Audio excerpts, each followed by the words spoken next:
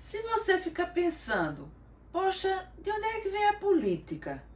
Por que os homens se organizam de forma política? Por que a gente depende de políticos?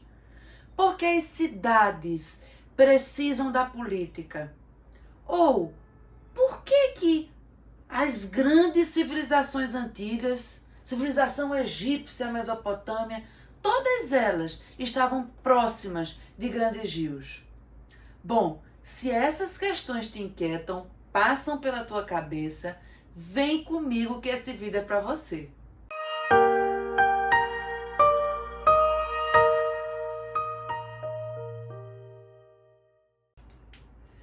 Oi pessoal, tudo bem? Eu espero que estejamos todos bem e super preparados para iniciar essa viagem na Revolução Urbana e na Antiguidade Oriental. A gente precisa entender como é que a gente formou as cidades, como eram essas primeiras cidades. Esse é um vídeo introdutório para a gente entrar no período da Antiguidade. Antes da gente falar especificamente de Egito, antes de falar especificamente de Mesopotâmia, de persas, de hebreus, de fenícios, nós precisamos traçar linhas gerais sobre esse período, ok? Bom, antes de tudo, a gente precisa relembrar o que vimos lá na pré-história, Revolução Agrícola, que acontece no período Neolítico, ok? É um período em que nós vamos descobrir a agricultura e pouco a pouco vamos nos sedentarizar. À medida que eu vou me especializando na agricultura, mais eu produzo. Eu disse que primeiro a gente aprendeu a plantar, por exemplo, batata, depois arroz, depois feijão, mas pouco a pouco também eu comecei a descobrir como eram os ciclos das plantações, em que época era melhor plantar, como me defender de certas pragas, etc e tal. E essa produção foi se tornando mais produtiva, produção produtiva. Enfim, e eu fui gerando excedente. Eu produzia o que eu consumia e mais, e sobrava, certo?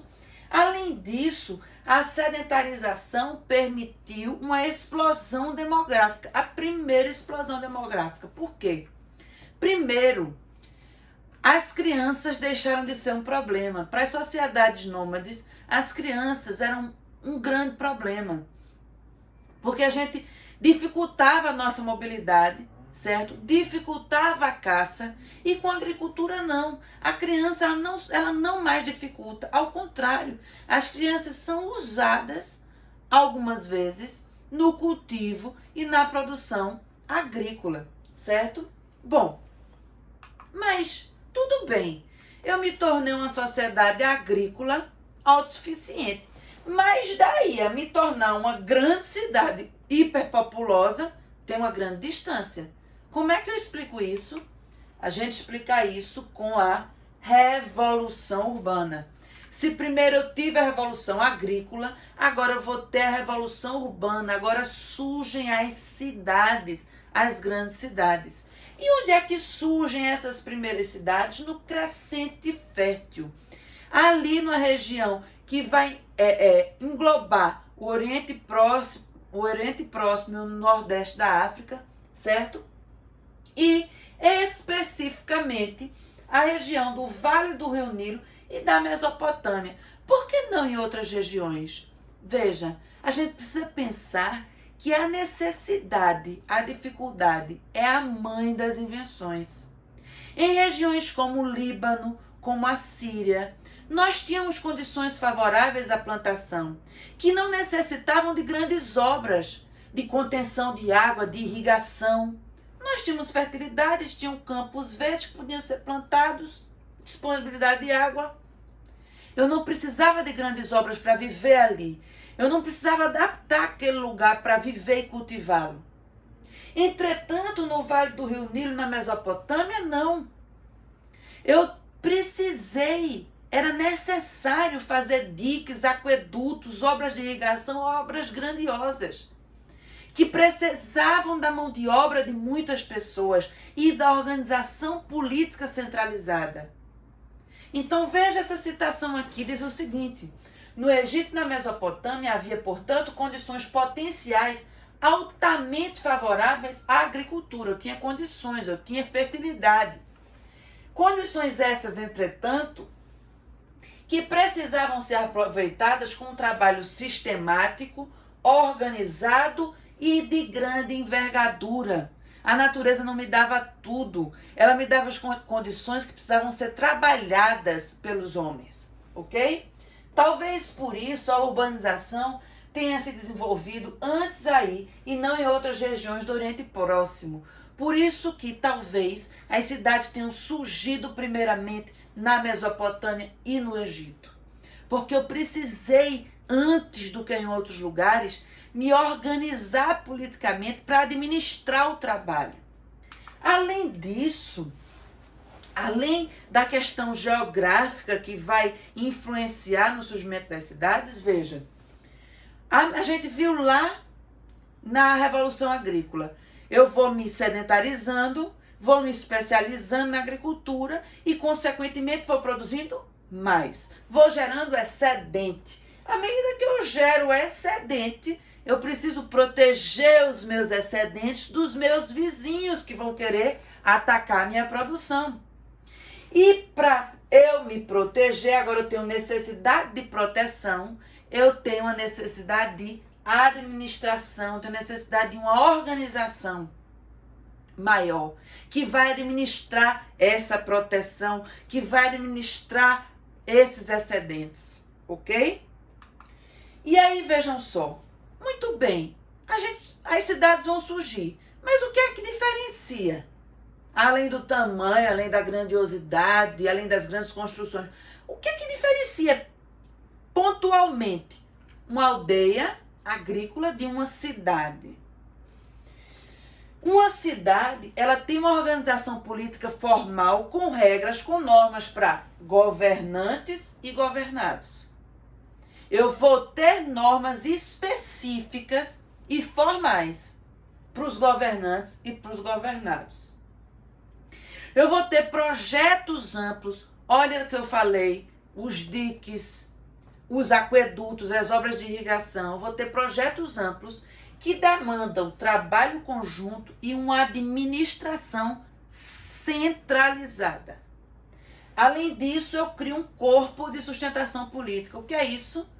Eu tenho normas, mas para fazer valer essas normas, para administrar essas obras, eu preciso de burocracia estatal. Eu preciso de funcionários públicos. Eu preciso de toda uma estrutura política que vai sustentar essa cidade, ok? E aí vejam só, essas primeiras cidades que vão estar agrupadas na Antiguidade Oriental, em sua maioria são sociedades hidráulicas, ou seja, sociedades que se desenvolveram em torno de grandes rios, o Rio Nilo, o Rio Tigre e Eufrates, o Rio Jordão, certo? Por quê? Eu não preciso mais migrar à procura de alimento, mas eu ainda não domino a irrigação de longa distância. Consequentemente, eu preciso estar perto de um rio, ok? Nós vamos nos organizar politicamente sob um regime de despotismo oriental. É um regime em que o poder monárquico é um poder altamente poderoso. Vamos usar essa expressão. É um poder absoluto, um poder que tem um grau, nível de domínio muito intenso. Por quê? Ele é um poder teocrático. O poder político e o poder religioso estão misturados, eles não se diferenciam, certo? Além disso, os homens dependem da estrutura do Estado. E quem é que administra essa estrutura do Estado, da cidade? O rei. Veja, nós urbanos somos altamente dependentes. Lembre que no vídeo lá de pré-história, eu falei que nós podemos povoar o polo, os polos, o deserto, nós podemos povoar a Mata Atlântica, a Amazônia e as savanas africanas. Mas eu não posso, eu sozinha não posso. Eu, por exemplo, só sei dar aula de história.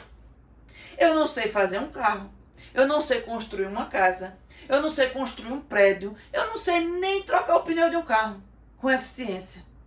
Eu dependo da estrutura da cidade. E eu dependo da estrutura de uma cidade que quem é que comanda, quem é que governa, quem é que administra, esse rei, que além de ser rei, é Deus. Além dele ser, de ter o poder sobre a cidade, poder de me expulsar da cidade, além dele ser um Deus, ele é dono de todas as terras. Eu dependo dele. Ele é dono da terra onde eu moro, onde eu planto, onde eu tiro meu sustento. Veja o nível desse despotismo, o nível desse poder, dessa autoridade. É uma autoridade que vai gerar um modo de produção de servidão coletiva. Nós somos servos. Nós somos servos de um rei que é divino. Nós somos servos de um rei que é dono da terra. E nós somos servos a essa cidade que é dele também. E que nós dependemos. Ok? É um regime em que há desigualdade social muito intensa e não há possibilidade de mobilidade social. Certo? Então vejam, esse é o panorama que vai pautar basicamente todas as sociedades que vão se encaixar no período da Antiguidade Oriental, ok? Eu espero que vocês tenham conseguido entender direitinho essa aula, espero que tenha sido muito produtiva. Se foi produtiva, se inscreve no canal, curte o vídeo, compartilha, por favor, ok? E a gente se encontra no próximo vídeo. Lembrando que nós temos na descrição o mapa mental, nós temos os exercícios sobre a aula de hoje e não se esqueçam de visitar, de olhar o vídeo Mapeando a História, que vai trazer o desenho desse mapa mental sobre as revoluções urbanas e a Antiguidade Oriental. Ok, gente? Até o próximo vídeo.